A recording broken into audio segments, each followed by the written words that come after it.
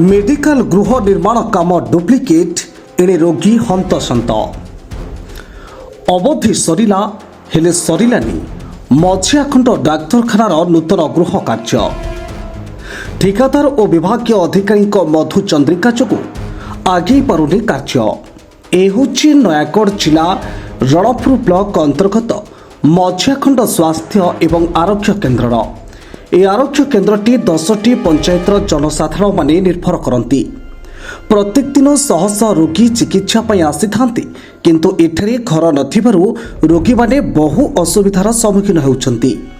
ए आरोग्य केन्द्रर नूतन गृह कार्यर अवधि सरीथिले मध्य कार्य सरी पारिला नाही।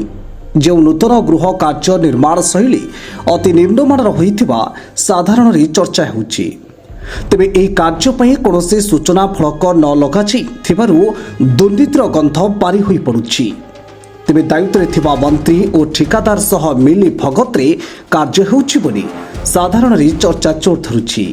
स्थानीय जिला परिषद और सरपंच एने पचारिबारु क्षोभ प्रकाश करिसेंती। खूब शीघ्र गृहटीर निर्माण कार्य शेष नहेले आंदोलन करिवे बोली स्थानीय बासिंदा चेतावनी दैछंती।